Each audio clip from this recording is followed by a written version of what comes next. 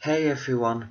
Okay, so this is going to be another Expendables themed video.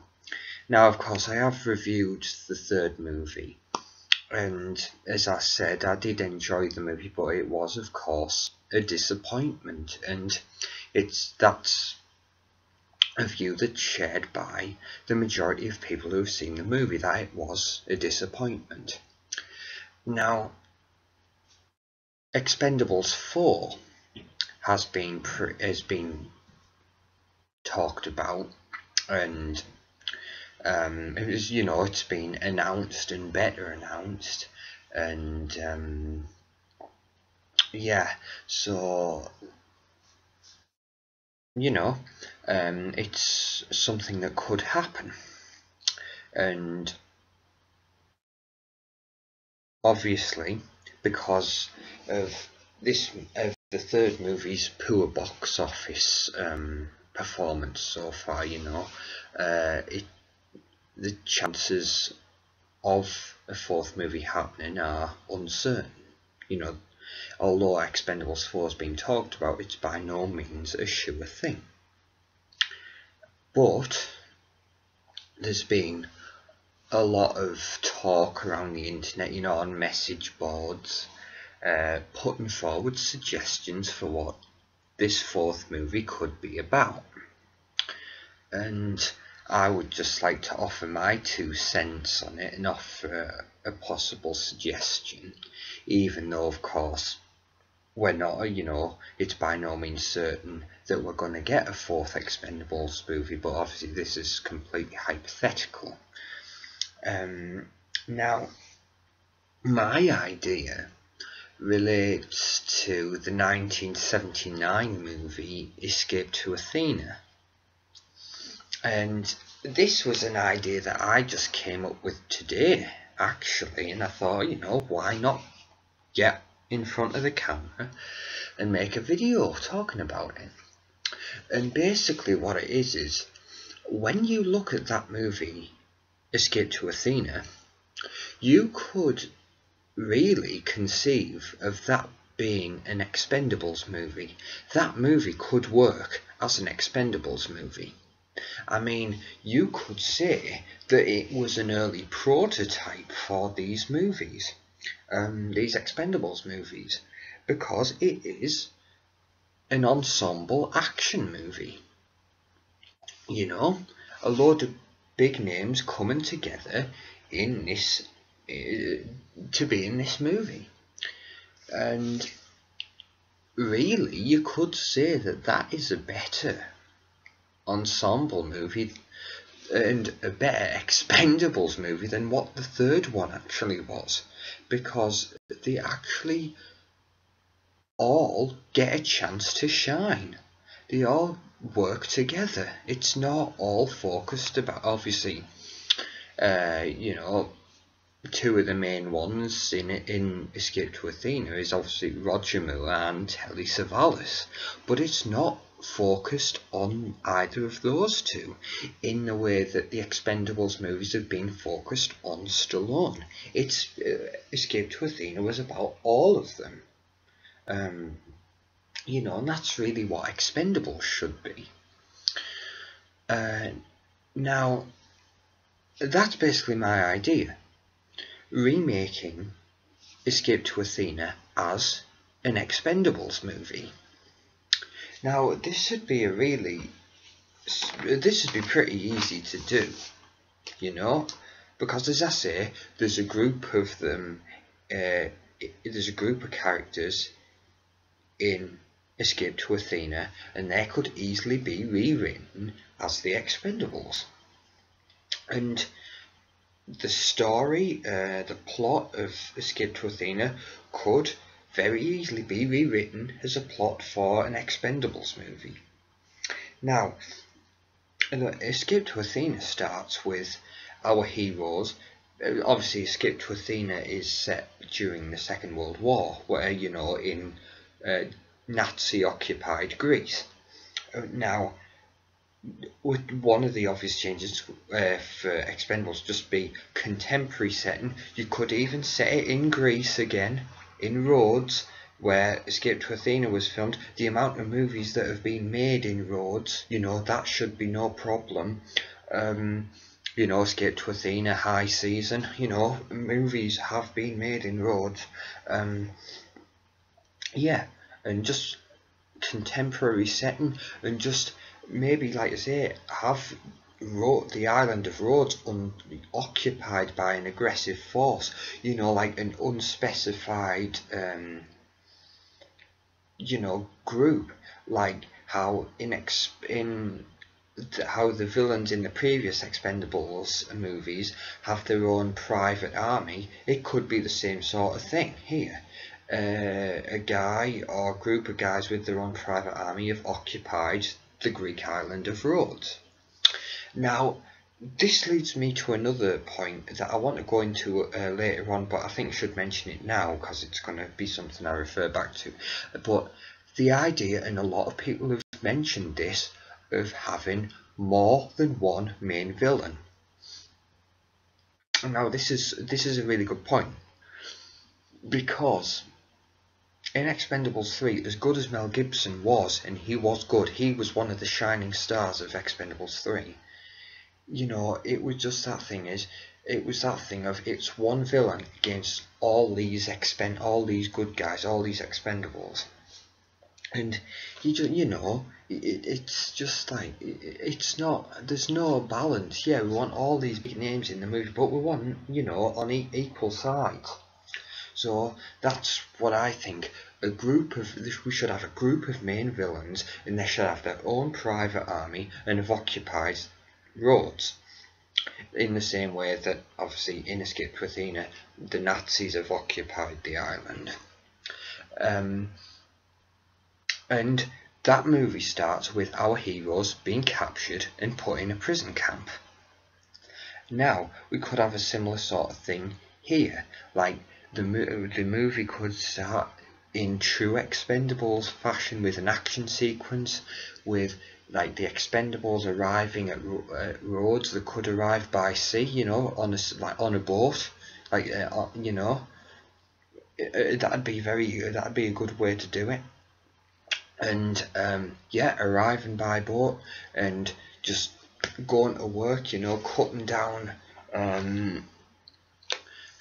these soldiers who have occupied the island, and kind of like the mission goes wrong, and a portion of the Expendables get captured and thrown in the prison camp, and then it's up to the rest of the remainder of the Expendables who haven't been captured to break the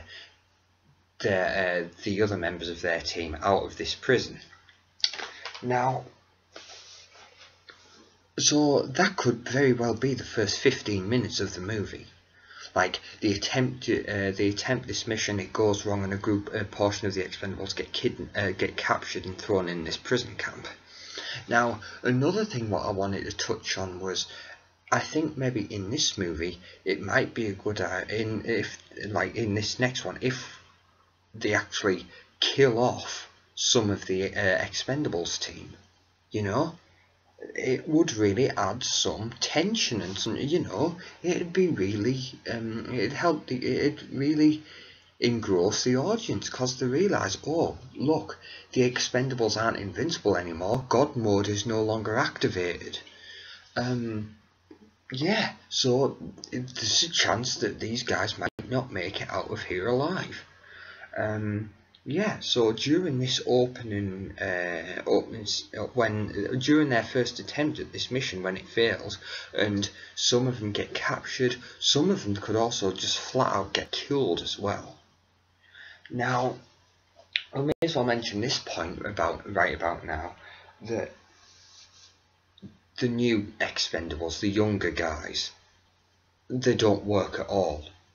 So why not kill them off in the opening, in that first 15 minutes? Why not kill those guys off? You know, that'd be good. Because fair enough, you introduced them in this third movie, you brought them back in some way, shape or form for this for the sequel, and boom, finished them right there. congratulations, already this fourth movie is better than the previous one, because you've just eradicated these generic characters early on into the movie, so we won't have to worry about them now. They're dealt with. We can just focus on the original guys, you know, the old school guys, the guys who we've came to see. Yeah, so kill those off in the opening scene, and then, yeah, I can't have, as you can see, I've made some notes. So if you kill off, so we've killed all the younger Expendables. Now, we then a group, part of the Expendables are captured and put in the prison camp, and then the others manage to get away. So I was thinking maybe you could capture Terry Crews, Dolph Lundgren, Randy Couture, and also I was thinking maybe, yeah, Antonio Banderas. Yeah, maybe those guys, capture those guys, and they're in the prison camp now. So obviously that'd leave Jason Statham, of course, and Sylvester Stallone, and also Wesley Snipes.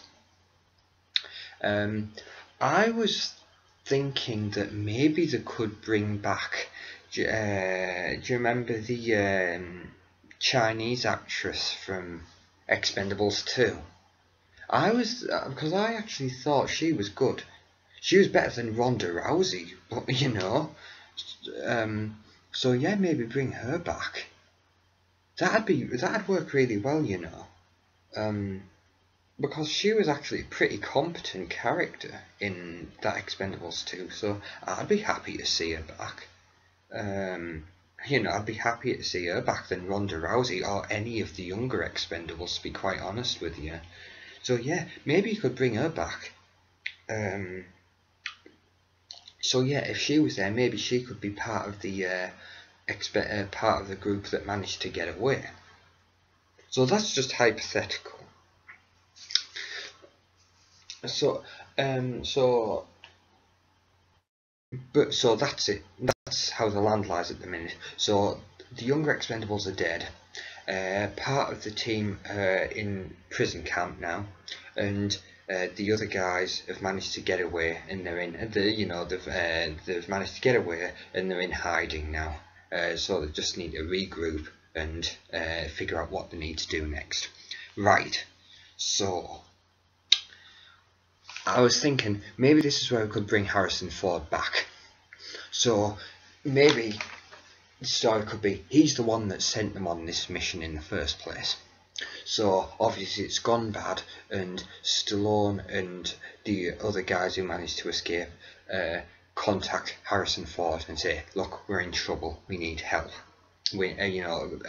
Some of my team are dead, some of them have been captured. We need your help. And then we could do a similar thing again to what happened in Expendables 3, where Harrison Ford assembles a rescue team, an evacuation team, and comes in and helps. And again, he could call up Arnold Schwarzenegger and Jet Li. Now, think about it. If this happens about 20 minutes, half an hour into the movie, if Harrison Ford, Arnie and Jet Li are coming into it, then they could have a substantial role for the rest of the movie. Alright, they really, really could. This could work. This could be, because obviously one of the problems has been that Arnie and certainly Jet Li have been really, really underused in these movies. You know, and that's the thing. Obviously, Arnie's role has been getting bigger and bigger with each movie. Jet Li, you know, the opposite. We need them to be substantial players in this next movie. And this would be a way to do it. Harrison Ford, you can't complain. He was actually given a pretty he was actually given a pretty decent sized role in that third one. Well, if you compare the size of his role in that one to the size of Bruce Willis' role in the first Expendables, you know, there's no comparison. Harrison Ford wins hands down. So yeah, bringing these guys in within the first half hour would be a great move. This would be a great first half hour. We've killed off the weak link of the third movie in the form of these new guys, these younger guys. And we've brought Harrison Ford, Arnie and Jet Li into it in the first half hour. This is amazing. So, Arnie, Jet Li and Harrison Ford have got into a chopper and are heading off to, have set off to come and help Sylvester Stallone and the rest of his guys. So, then we could, in the meantime, of course, the group of Expendables who have been captured, and just to go over them again, that would be Terry Crews, Dolph Lundgren, Randy Couture, and Antonio Banderas. They have, of course, been brought to the prison camp. Now, could be a point where we talk about who could be the villains because obviously, you know, the villains I think have gotten better and better as these Expendables movies have gone on. Like Eric Roberts was a great 80s villain in the first Expendables. He really helped to make that first Expendables movie a throwback movie, because he was really something out, you know, he just walked straight out of 1988, Eric Roberts in Expendables. You know, he looked the part. Yeah, really slick character. Yeah, he was a great 80s villain in that. And obviously Stone Cold was a great heavy, you know, great enforcer. His right hand man, you know. There were, like, obviously Eric Roberts wasn't a guy who would get his hands dirty, but that's what Stone Cold was there for, you know, so that worked. And Van Damme, you know, Van Damme was, again, he was the guy, and obviously he had Scott Adkins as his right hand man. But obviously Van Damme differed from Eric Roberts in the respect that Van Damme could go, he wasn't afraid to get his hands dirty. And we got a similar thing with Mel Gibson. You know, Mel Gibson could go, wasn't afraid to get his hands dirty, but yet he still had his henchman there, his right hand man, his enforcer. But yeah, I like I say, I'm a Mel Gibson guy, but I genuinely do think he has been the best villain so far. But yeah, but again, where Expendables 3 fell short was the fact that, you know, there wasn't enough villains. There were so many good guys in that Expendables 3, but there wasn't enough villains to count, you know, to balance it out. This is what we need to address with this fourth movie. And of course, there is a lot of possibilities here. Now, of course, you guys probably know that The Rock has expressed an interest in Expendables 4, and obviously, you know, being a villain. And that'd be great. I've figured, you know, in this concept that I have figured out a way to work him into it. And also, we've heard, you know, Pierce Brosnan said he'd be happy to be in Expendables 4 if it gets made. So let's talk about these two guys.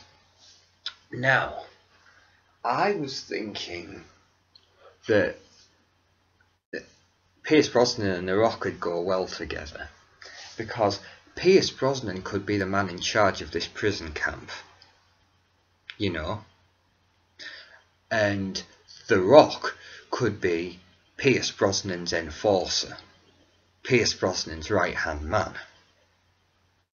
You know, so Pierce Brosnan, basically, he'd be like the Mel Gibson type. Like, he's the man in charge, but yet he can go and he's not afraid to get his hands dirty. And of course, the fact that Pierce Brosnan has the November Man coming out today, in fact, you know, and the fact that's a tough action role for him. That's done wonders for him in that it shows he can still handle himself when it comes to physical fight, the physical stuff, the fighting stuff.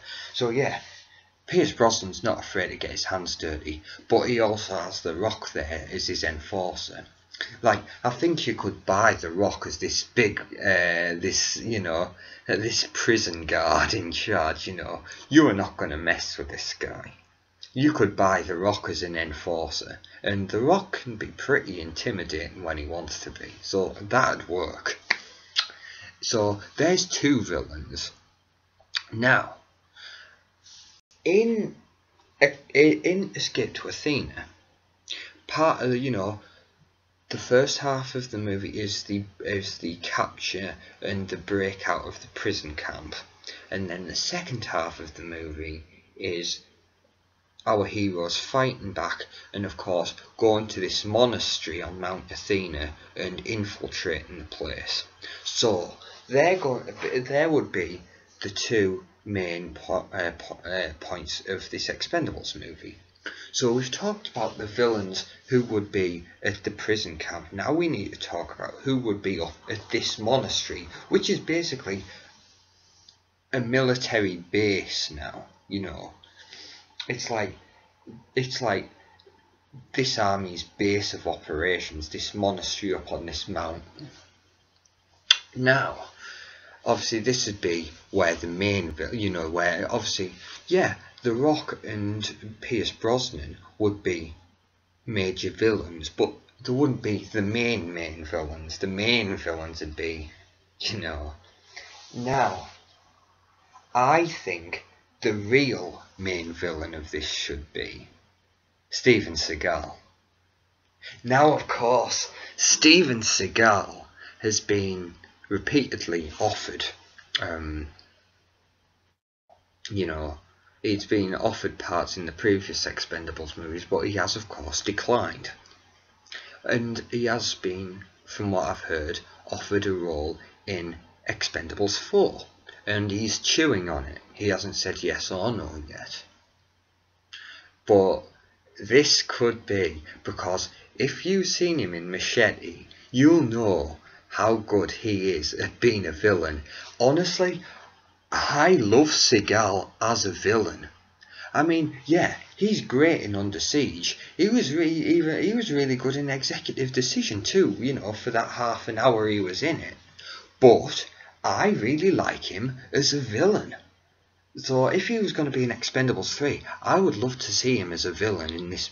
Sorry, if he was going to be in Expendables 4, I would love to see him as a villain. And this could be it. He could really be the big bad in this movie.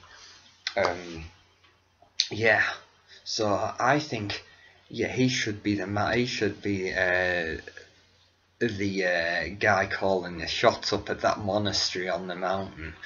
Steven Seagal, but of course, he doesn't necessarily have to be kept until the back end of the movie for like a big reveal. Or this guy's been running the show all along. He could feature early on in the movie too, like when these guys are taken to the prison camp. Pierce Brosnan and The Rock could be there, but also Steven Seagal could show up as well. So we would, because it's obviously someone like Seagal. You wouldn't want to, you'd want to give him a decent sized role. Like, same with Machete, he wasn't kept until the end. He featured throughout that movie. And I was thinking maybe Seagal should have an enforcer as well. And I was thinking of who that could be. And then I thought Jackie Chan. Because in a recent interview, Jackie Chan said he'd like a substantial role, but he'd like to possibly play a villain, and so that'd be really good. That'd be a good way to work him into this movie. If you give him the kind of like sized role that Scott Adkins had in Expendables 2, and he had a decent sized role in that movie, I think that'd work pretty well. And that'd be an attraction, that'd be a selling point for this movie. We're going to see a showdown between Jet Li and Jackie Chan. That would be amazing, you know? So yeah, that's so, sorry, getting back, so yes, getting back to the plot. So, Harrison Ford, Arnie and Jet Li finally arrive, and the and they're gonna get ready and rescue the other guys, you know. But Seagal has made the quote-unquote executive decision that the group of Expendables that have been captured should be executed. You know, but like, this is the thing. Seagal, his character, he's a no-nonsense guy. He will kill you, you know, and he won't think twice about it. You know, he's like, you could, like, even though Pierce Brosnan's a bad guy, you could say that Seagal is the more ruthless out of those two, you know. So he makes the decision, you know, I want you to have these men executed, and they're gonna make it public. So they transport these group of Expendables into the town square, and they're gonna execute them there, you know, by firing squad. And then that's where the rest of the Expendables can make their rescue. Like, you know, so, like, they do that in Escape to Athena, you know. They prevent an execution from taking place, and they have a huge shootout, firefight in the town square. So that's how you could rewrite that to fit in with this Expendables movie. You know, honestly, when you watch the movie Escape to Athena, it's genuinely, as you go through it, you can instantly, like, restructure it and reform it in your mind to fit an Expendables movie. It really works. It really, really does. Yeah, so of course, during that firefight in the town square, that can be, of course, where we deal with The Rock and Pierce Brosnan. And like I said, so this would kind of be around like 2/3 into the movie now, you know, so we're well underway. But yeah, again, that could be you know, that like, this is one of the highlights of the movie, one of the main battles of the movie, you know, so this should go on for a good while. And maybe you could even do that again. Maybe one or two more of the Expendables could get killed off, because you know, that was the thing about the Expendables 3, as I mentioned. You never felt you knew these guys were going to get out of it alive. There was no tension there at all. You did not feel anything, you know, despite the fact that they were fighting off Mel Gibson's entire army. You know, these guys are going to get out of it. None of these guys are going to die.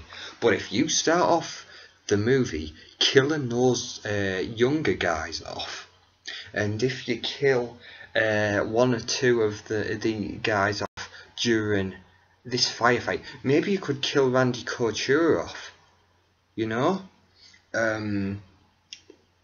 Maybe you could kill Dolph Lundgren. Maybe, you know, maybe you could, yeah, maybe you could kill Antonio Banderas or Wesley Snipes, or even kill Terry Crews this time, you know. Obviously, I don't want to see Jason Statham go, and obviously Stallone's ego wouldn't let him die. Yeah, but, you know, if you just keep that aspect going, you know, keep the threat real, keep the tension going. Yeah, that's a point I'd like to touch on. One of the things one of the improvements this next film needs to make is, and this ties in with the idea of having more than one main villain, is we can't keep having Stallone be the one to deal with the main villain. And if we have a group of main villains, that gives other members of the Expendables their chance to shine. See what I mean? Like, you know, there's more than one main villain that needs to be dealt with, you know, and so each of, or, you know, different Expendables can deal with it. Because, I mean, fair enough, I think the first Expendables kind of had it down. Like, Randy Couture dealt with Steve Austin, and both Stallone and Statham killed Eric Roberts. You know, even in the second one, Statham dealt with Scott Adkins, but it was Stallone who dealt with Van Damme. And again, in the third one, it was Stallone who dealt with Mel Gibson. So it's starting to get, you know, you can see a theme emerging here, a recurring theme. But this would be a nice way to mix it up. Like, this is like, let's go into who deal with who. I think Stallone should deal with Seagal. That'd be fine. I'd be happy with that. The battle of the egos, the superpowers collide. Jesus, tune in for that one. Yeah. So if we have Stallone and Seagal, boom, one fight scene sorted. But yet we still have The Rock and Pierce Brosnan to take care of. I think Jason Statham should deal with The Rock. I would love to see. Obviously, we're going to see that in Fast 7, so it'd be, yeah. So tune in for that one. Yeah, you can't get too much of Jason Statham and The Rock fighting. So boom, there's another fight scene sorted. As I mentioned earlier, Jet Li should face off with Jackie Chan. So boom, there is another fight scene sorted. And now it comes to Pierce Brosnan. Now Pierce Brosnan can of course go. We have all seen GoldenEye. We know he can handle himself in a fight scene. His fight against Sean Bean was pretty intense. We know he can go. Now the question is, who's he going to go with? Now, I thought it'd be fun to see Pierce Brosnan have a punch-up with Harrison Ford. That would be amazing. That would be amazing. Harrison Ford and Pierce Brosnan having a fist fight. Boom. Sold. Give me that movie. Okay, so yeah, that's I'm finalising that. Boom. There's the final main villain taken care of. So, Harrison Ford versus Pierce Brosnan, The Rock versus Jason Statham, Jet Li versus Jackie Chan, and Stallone versus Seagal. Are you not sold on that? Please tell me. Tune in for that. So yeah, the firefight in the town square concludes. The Rock's dead. Pierce Brosnan's dead.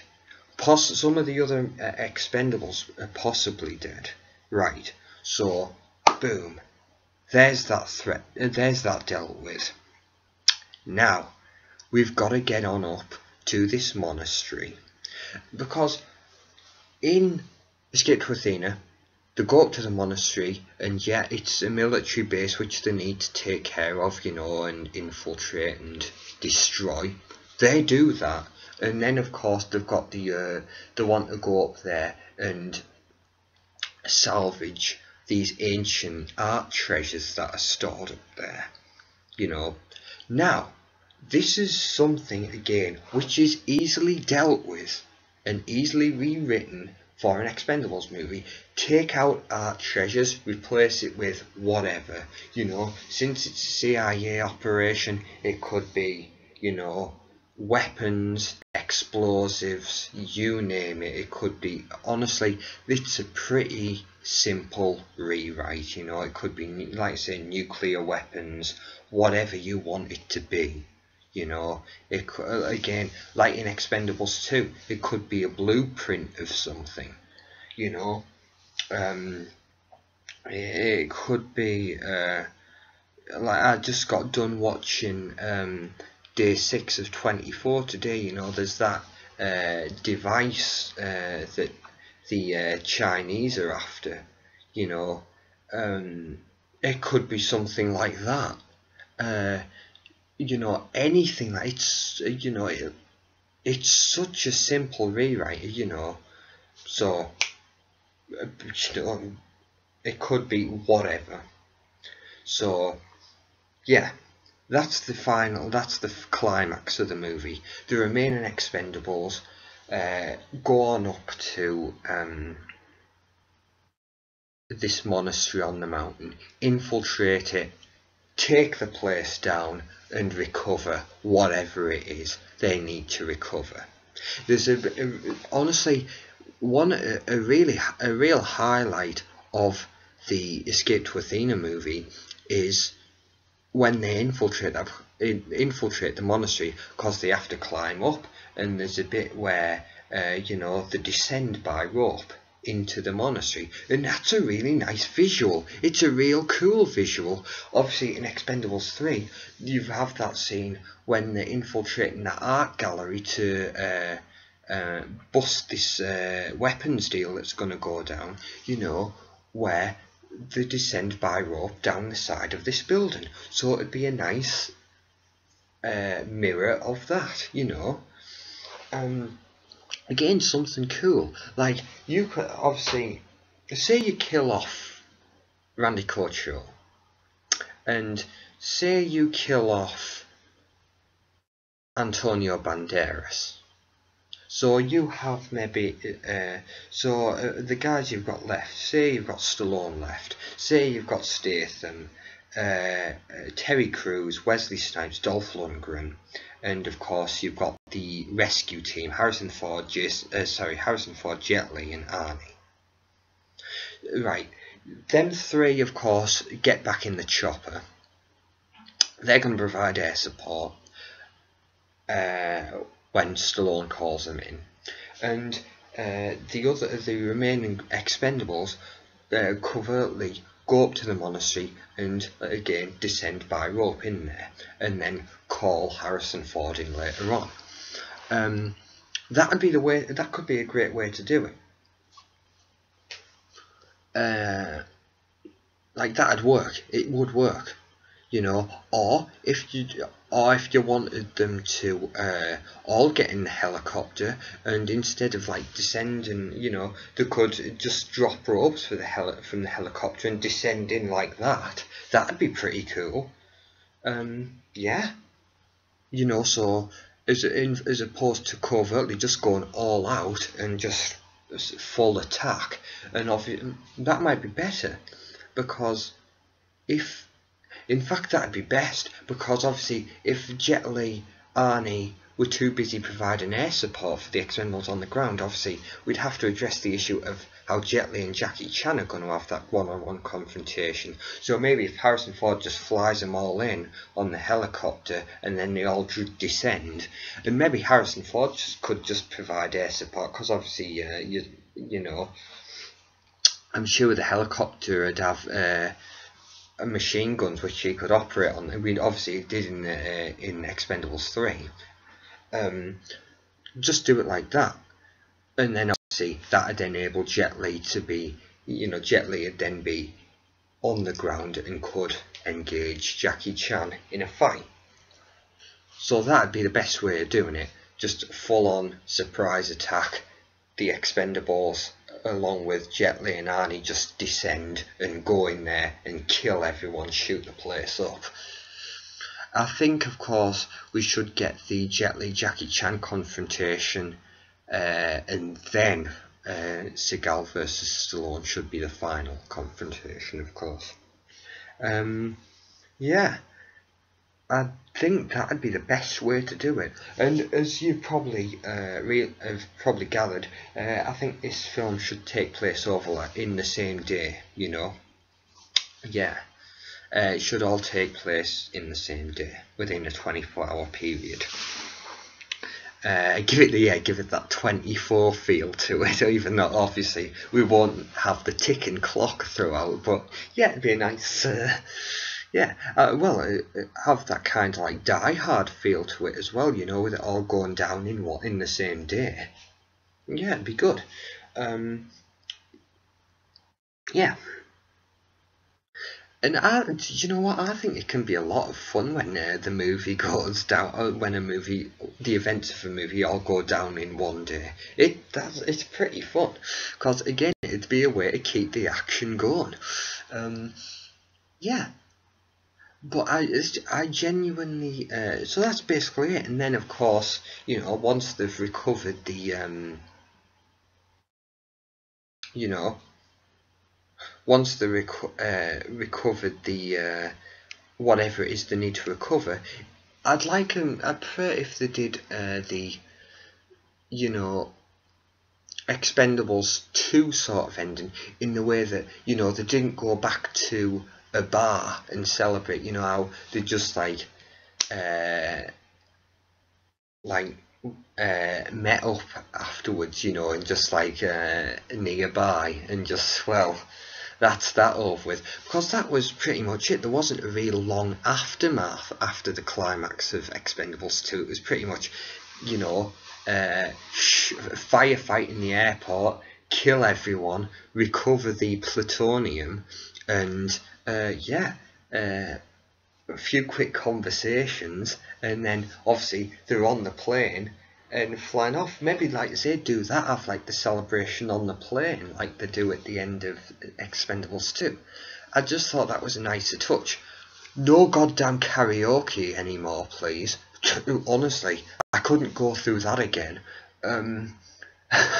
Yeah, obviously I'd be down with that in Expendables 4, elaborating on the relationship between Jet Li and Arnie, but since the director has gone and confirmed that Arnie and Jet Li are now a gay couple, that's absolutely fine. I mean, as a gay person myself, I have no problem with that. I think it's pretty cool.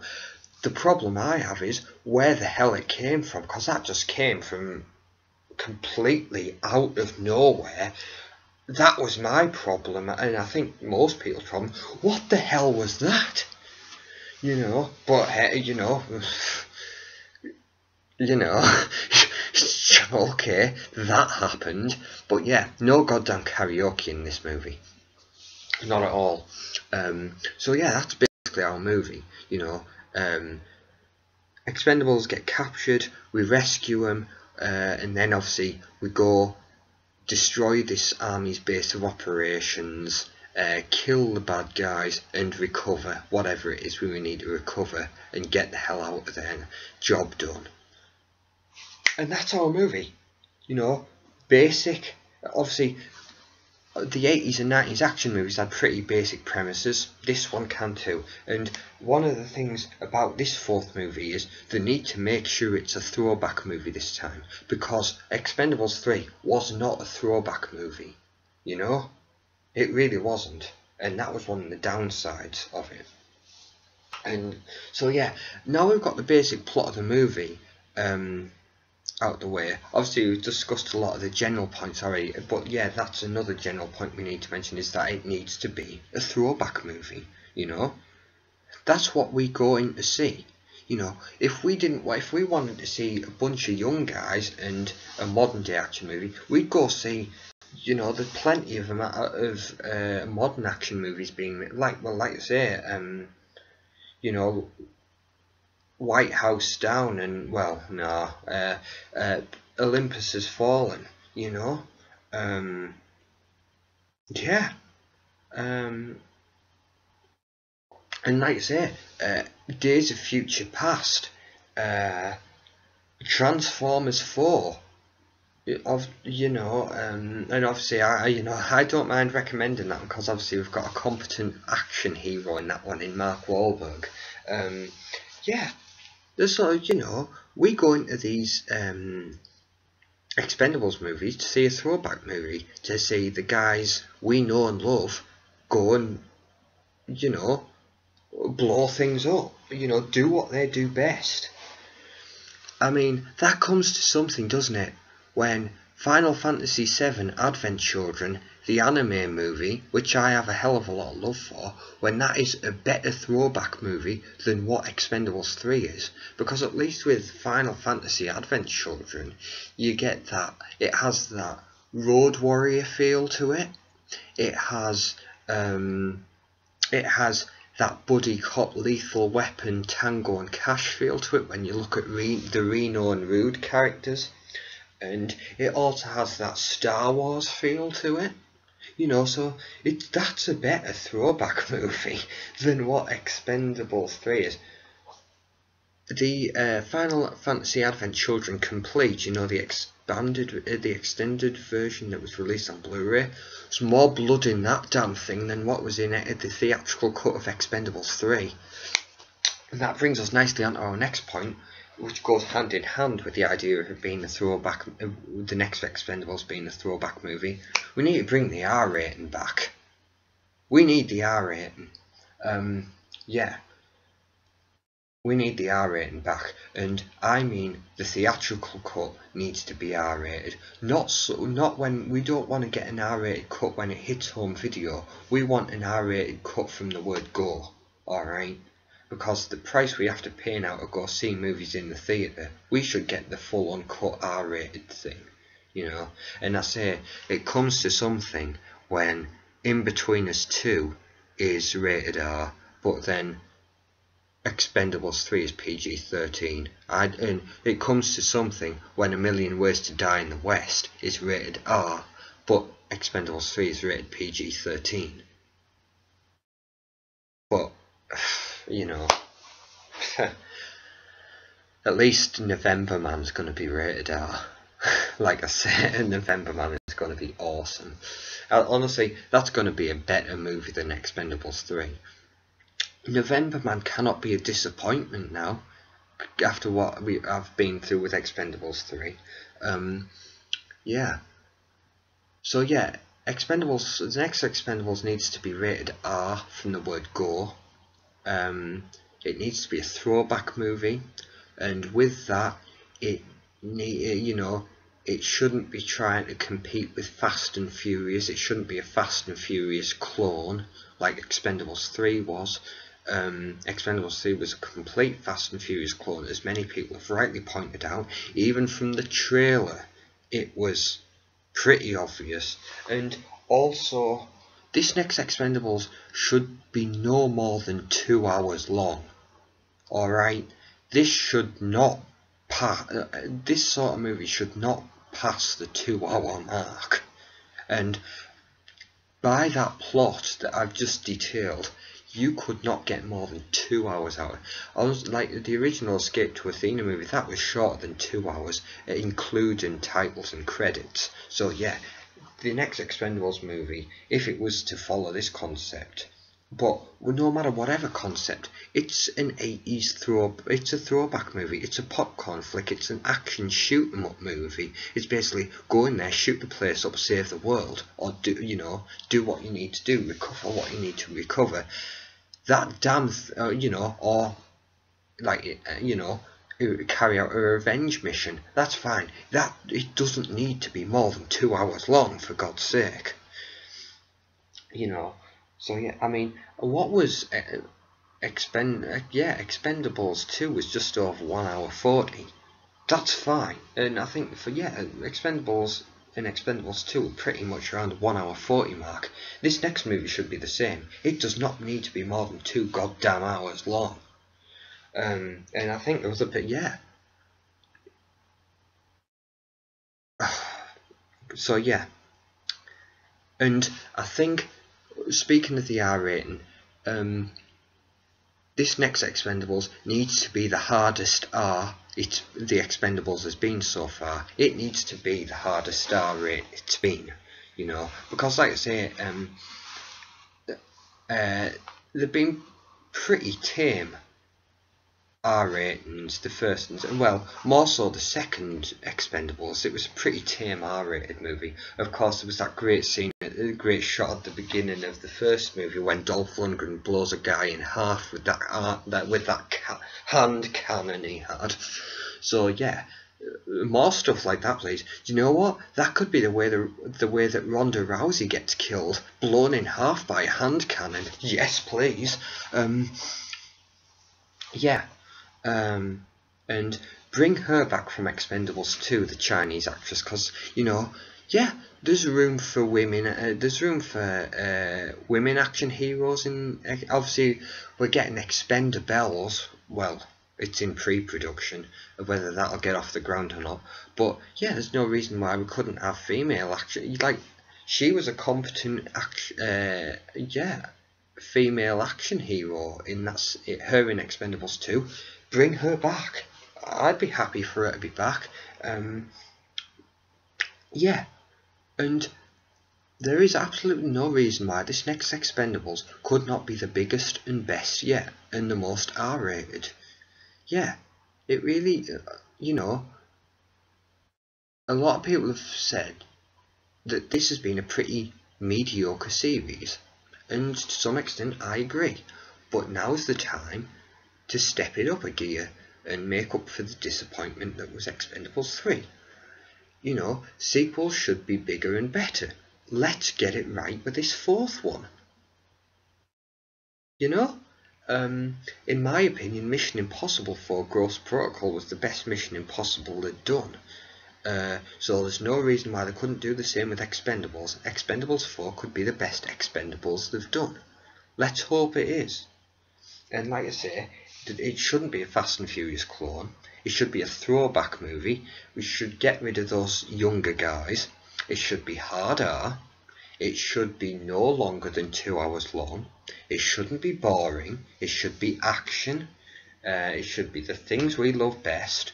Yeah, and like I say, we should, you know, there should be a real threat to Stallone and his team, you know, and that should come in the form by having great villains and a number of villains, you know.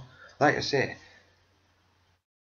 Jackie Chan, The Rock, Pierce Brosnan and Seagal together as a team of villains with their own private army could be a real threat to Stallone and his Expendables, and actually killing off members of the Expendables team throughout this movie would be a real effective way to keep this threat, make this threat real, and to keep it alive, and keep audiences engrossed. Because that was one of the things. In Expendables 3, when Wesley Snipes was talking about all the previous Expendables that had been and gone over the years, that had been killed, and how Barney, Sylvester Stallone's character, keeps the dog tags hanging up in the plane.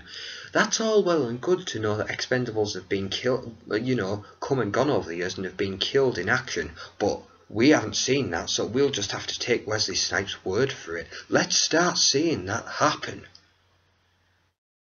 And if they go with the R rating, there's no reason why that couldn't happen, because Stallone actually went on record and said, you know, we kept Terry Crews' character alive rather than killing him off, and that's the difference between a PG-13 and an R. If we make it hard R, if we make it brutal, if we make it tough, we can kill members of the Expendables, and we can kill them in brutal, graphic ways, and we can actually make the audience care. You know? And I think the movie would be better off for it. And we'd actually be rooting for Stallone and his guys. You know, come on. Get your own back, kill these guys. You know, that line from Expendables 2, track them, find them, kill them. You know, they just killed Liam Hemsworth, so we were behind them all the way. You know, whereas in Expendables 3, when we find out Terry Crews survived at the end, and he was back, he was back to health. He was up and around. It was like, well, that leaves us deflated then, you know. Like, as I said, it was almost as though nothing was at stake here. Nothing mattered, you know, so...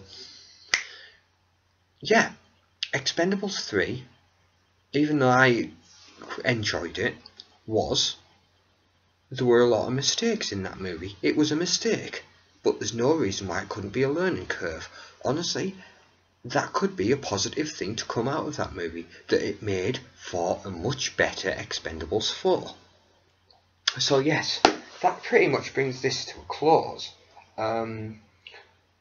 Yeah, so those are the points. That's my 2 cents, my idea, my suggestion for an Expendables 4. I hope you liked the idea. Please let me know what you thought, and please feel free to post your suggestions too, because you may be able to, obviously you'll have your own ideas, and maybe we could all build something up, like a fan-made script or something. I think a lot of people have started trying to put that sort of thing together. But yeah, maybe it'll be a way to get our ideas known and brought to the attention of the movie studio. Yeah, because I think,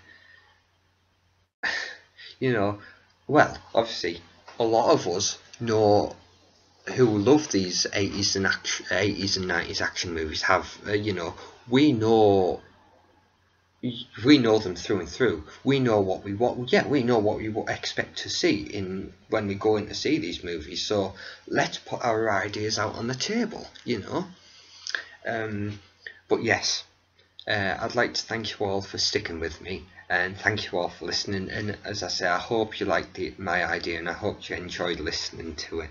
And please feel free to post your ideas and your thoughts and opinions. And I'll look forward to hearing from you guys. But yes, thank you all for watching. Thank you for sticking with me, and I'll see you next time. Thank you, everyone. Bye.